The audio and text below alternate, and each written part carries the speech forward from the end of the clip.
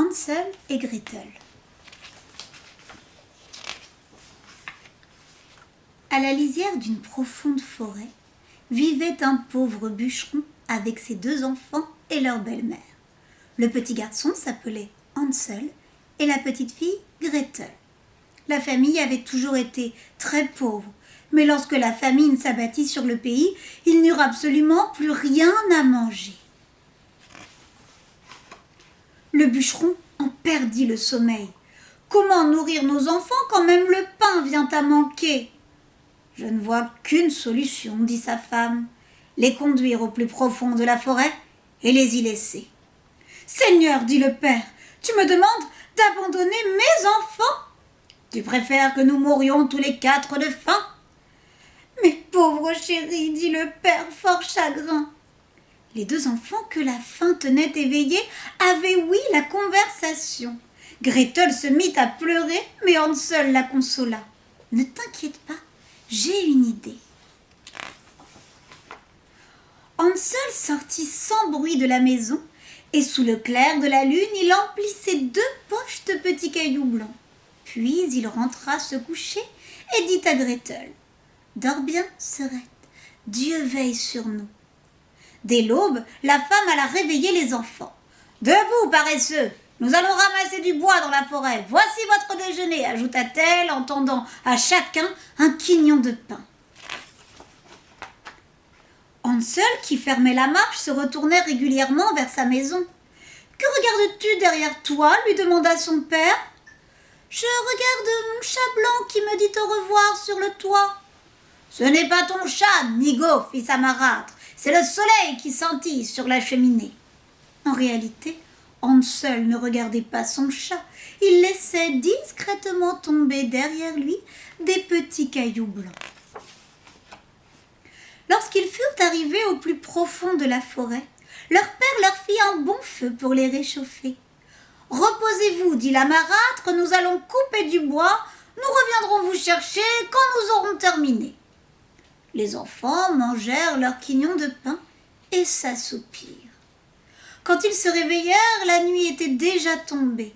Hansel rassura Gretel. « Grâce aux petits cailloux blancs, nous retrouverons vite le chemin de la maison. » La lune éclairait maintenant la forêt. Hansel prit Gretel par la main et ils suivirent jusqu'à leur maison le chemin tracé par les petits cailloux blancs. Ils frappèrent à la porte. La marâtre leur ouvrit et gronda. « Petits vauriens, où étiez-vous donc passés ? Nous avons cru que vous ne reviendriez jamais !» Leur père fut en revanche bien heureux de les revoir, car son cœur pleurait de les avoir abandonnés. Mais la famine continuait de sévir. Une nuit, les enfants entendirent de nouveau la marâtre se plaindre auprès de son mari. « Une demi-miche de pain, c'est tout ce qu'il nous reste. Les enfants doivent partir. » L'homme retomba dans son premier chagrin, mais sa femme fit montre de tant d'autorité qu'il lui fallut céder. Hansel se leva avec l'intention de remplir ses poches de petits cailloux blancs, mais la marâtre avait fermé la porte à clé.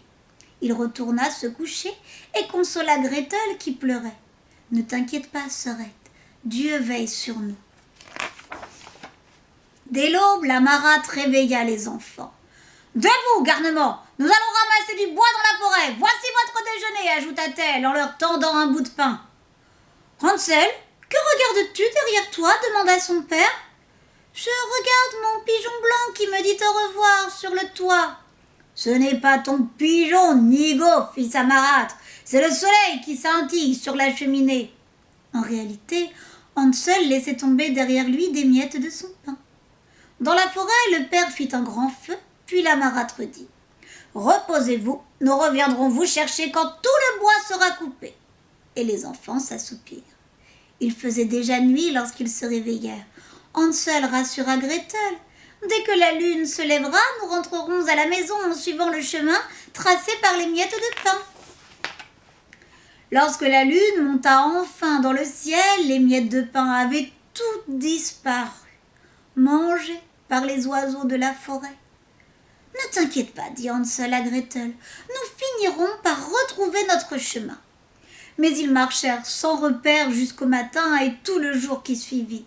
Ils seraient probablement morts d'épuisement si un bel oiseau blanc ne s'était pas mis à chanter. Son chant était si mélodieux que les enfants s'arrêtèrent pour l'écouter et quand l'oiseau s'envola, ils le suivirent. C'est ainsi qu'ils arrivèrent devant une petite maison. Les murs étaient en pain d'épices, le toit en biscuits et les fenêtres en sucre filé. « Regarde !» s'écria Hansel. « Quel régal ! Je commence par le toit, va goûter un morceau de fenêtre !» Une voix sourde qui venait de l'intérieur de la maison dit « Mordi, mordi, petite souris, qui grignote mon logis ?» Les enfants répondirent « C'est le vent qui vient du ciel, c'est le vent providentiel !» Et ils poursuivirent leur festin. Mais une vieille femme les observait. Elle sortit brusquement de la maison et dit « Mes chers petits, d'où venez-vous? Entrez donc dans mon logis, vous y serez tout aise. » Un repas de lait, de crêpes au sucre, de pommes et de noix les attendait. Lorsque Hansel et Gretel furent rassasiés, ils s'allongèrent dans 2 jolis petits lits et se crurent au paradis. Mais la vieille dame, si aimable en apparence, était en réalité une méchante sorcière qui mangeait les enfants. Sa vue était basse, mais elle les flairait à 3 lieues à la ronde. C'était pour mieux les attraper qu'elle avait construit sa maison en pain d'épices. Le lendemain, la sorcière se leva très tôt, empoigna Hansel et le jeta dans une cage. Puis, elle secoua Gretel et lui dit « Debout, paresseuse! Tu dois puiser de l'eau et cuisiner pour engraisser ton frère qui est dans la cage. Quand il sera dodu à souhait, je le mangerai. » Le pauvre Hansel était grassement nourri, tandis que Gretel glanait quelques restes. Chaque matin, la sorcière disait à Hansel « Tends ton doigt, que je le tâte, ainsi je saurai si tu es dodu à souhait. » Mais Hansel lui tendait un petit os, et la sorcière s'étonnait chaque fois qu'il ne fût pas plus gras.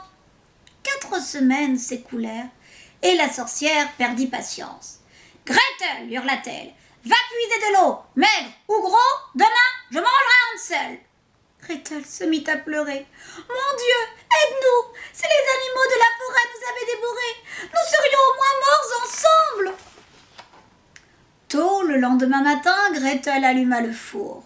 La sorcière lui dit « Nous allons d'abord cuire le pain. La pâte est pétrie, il ne reste plus qu'à l'enfourner. Glisse-toi dans le four pour vérifier qu'il est assez chaud. » Gretel avait compris que la sorcière voulait la rôtir pour la manger. Alors elle demanda « Et comment entre-t-on dans le four ?»« Pauvre empoté, dit la sorcière, regarde comme c'est facile. » Elle grimpa sur un tabouret et engagea la tête dans le four. Alors Gretel la poussa de toutes ses forces et ferma la porte du fer au verrou. Gretel courut délivrer Hansel et lui dit « La sorcière est morte, nous sommes libres !» Et ils sautèrent dans les bras l'un de l'autre. Avant de partir, ils visitèrent la maison de la sorcière. Tous les coins et recoins abritaient des coffres débordant de perles et de pierres précieuses. Les enfants emplirent leurs poches et quittèrent promptement les lieux. Ils avançaient depuis plusieurs heures dans la forêt lorsqu'une large rivière arrêta leur marche. « Nous ne pouvons pas la traverser, dit Hansel. Il n'y a pas de pont. »« Mais regarde, il y a un canard blanc, dit Gretel. Si je lui demande, il nous aidera. » Canard blanc aux longues ailes, nous sommes Hansel et Gretel. Nous devons franchir toute cette eau. Veux-tu bien nous emmener sur ton dos ?